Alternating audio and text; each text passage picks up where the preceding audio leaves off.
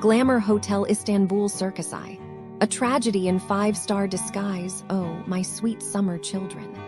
Gather round, for I shall tell you a tale so wretched, so unholy, that even the cockroaches wept. This is the story of Glamour Hotel Istanbul Sirkeci, name dripping with irony, like honey laced with cyanide. Let me set the scene.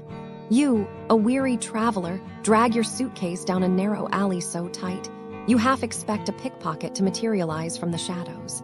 But no, darling, the real thieves are insideth ones who took your money and replaced it with this nightmare. The room, or, as I like to call it, the crime scene, you open the door. The smell. A rancid bouquet of stale urine, mildewed dreams, and the ghost of 1,000 unwashed sheets. The window, a cruel joke. It faces an elevator shaft because nothing says luxury like staring into the mechanical bowels of despair. The air is so thick you could chew it. And trust me, you'd prefer chewing it to whatever they serve in their restaurant. The bed, oh ho ho, one side is smooth to smooth like a liar-esque smile. The other, wrinkled, used as if someone had just rolled out of it and said, "Nah, let us not bother." The crumbs, the hairs, it is not just dirty, my loves, it is insulting, like they dared you to complain. And the bathroom, oh, the bathroom. The shower is a museum of limescale, the sink a graveyard of lost hopes. The toilet? Let us just say it smelled like a public restroom at a bus station after the apocalypse. The noise, or how to lose your sanity in 3 hours, the walls. Paper. No, thinner than paper. The sound of a cough 3 rooms away rattles your skull like a tambourine in a horror movie. And then construction, at 2 a.m. Men shouting, hammers singing the song of their people, because why should you sleep? Sleep is for the weak, and you, my dear, are paying for this torture. The staff, or the ghosts who couldn't care less, you beg for help. You plead. And what do you get? A shrug, a blank stare. Oh, we consider it while you suffocate in their filth. They watch you drag 7 suitcases sieve and through a door so narrow, you'd think they designed it to mock you.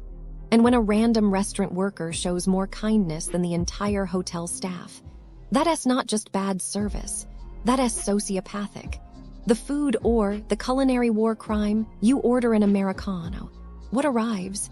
Instant Nescafe. Instant, like they knew you'd suffer and laughed about it. The breakfast? A tragedy on a tray. You take one bite and realize, oh, this is why people revolt.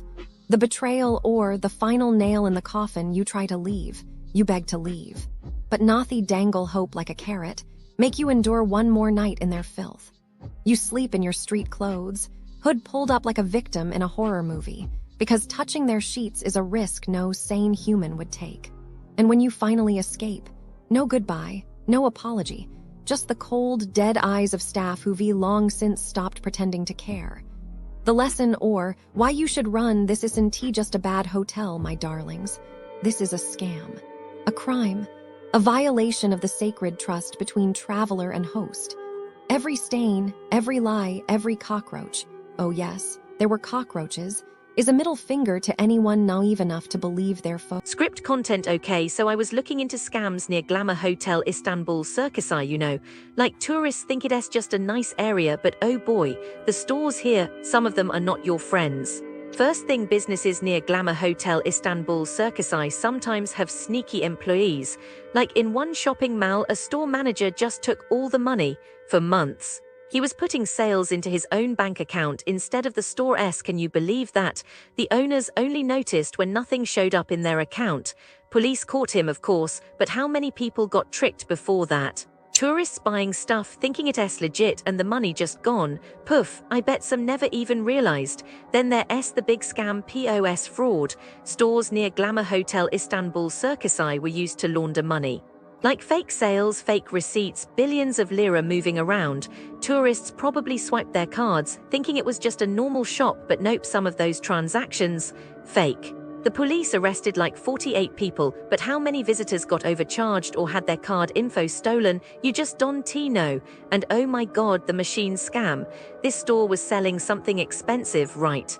A guy comes in, acts all professional, shows fake payment papers and just walks out with it.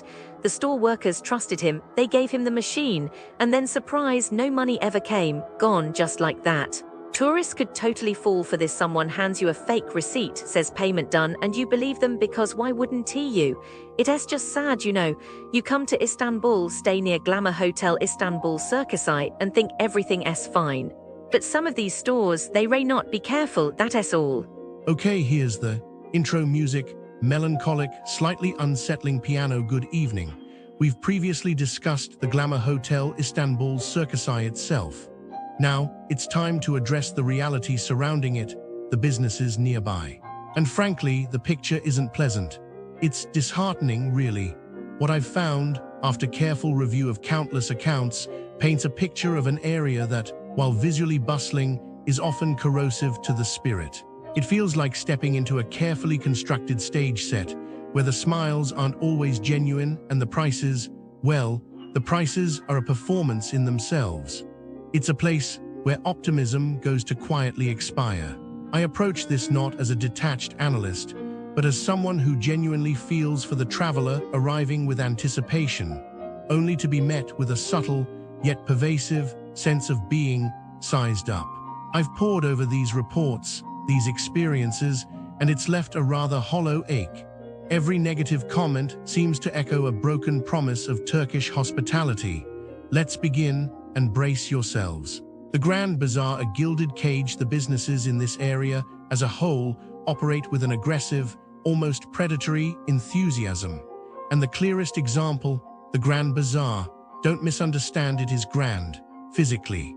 But beneath that historical veneer, it feels less like a market and more like a sophisticated extraction operation.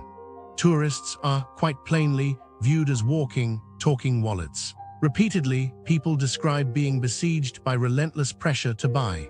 From the moment you enter, every shopkeeper seems locked in a competition to overcharge, to inflate, to see how much they can get from you. One traveler described being called a devil after politely declining an item. A devil for not wanting a miniature sword. It's absurd, it's upsetting, and it illustrates a chilling disregard for basic courtesy. It's not simply inflated prices, it's the pervasive smell of cigarettes inside an enclosed space. Imagine being surrounded by beautifully crafted carpets while simultaneously choking on second-hand smoke. The reports consistently mention this.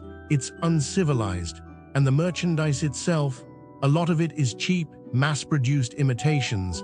Someone compared it to a plastic fantastic collection of fakes.